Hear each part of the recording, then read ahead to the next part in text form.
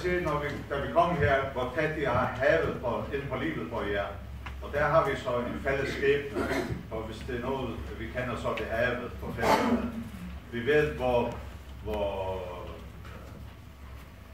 gavmildt det kan være, men sandelig også, hvor nådesløst det kan være, når man så mister en af sine kære.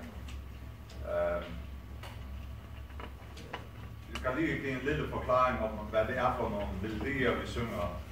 Der er ingen, der ved, hvor de stammer fra, men man regner med, at det er fra gammel tid, har man bragt melodierne fra Danmark til Færøerne med de nye præster, men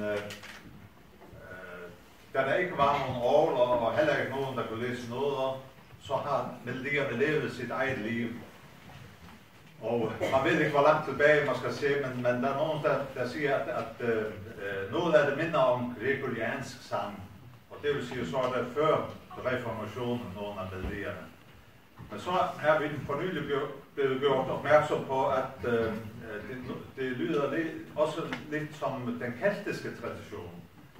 Og kelterne, det kom jo fra Nordfrankrig før vikingetiden. Og altså kommet op langs vestkysten af England, og vi har fået en CD fra hebriderne, hvor de synger nogle melodier, der ligner vores, men de har hentet teksterne fra Bibelen, mens vi henter vores tekster fra Kinkos salmebog. Kinkos salmebog udkom i 1699. Den levede ikke så længe i Danmark, men på Færøerne beholdt vi den i 250 år. Og det sidste sted, man holdt op med at bruge den, var i vores landsby. Vi er kun mellem 40 og 50 mennesker der.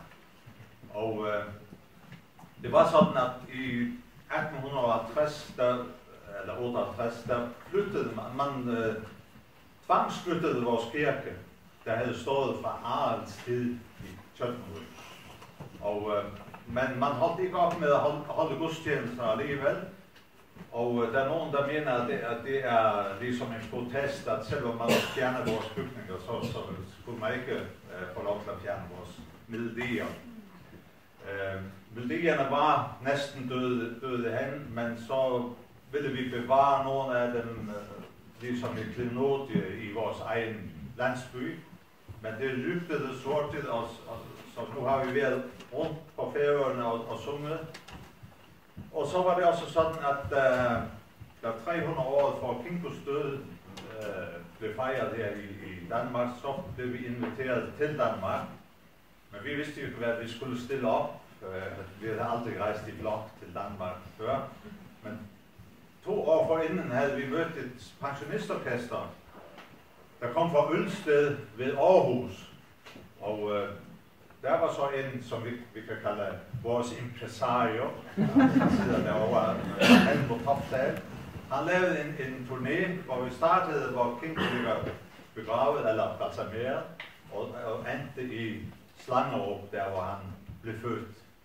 Så vi har været vidt omkring i Danmark, og det er 6. gang, at vi gæster Danmark, og det har hele tiden været i påskehøjtid.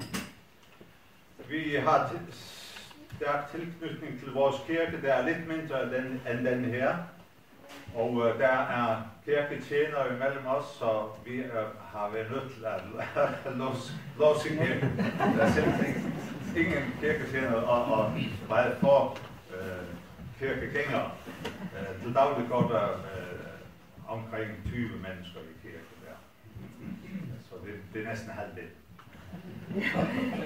Så vi vil afslutte med en af Kinkos salmer også, som den gyldne sol fra Gryden.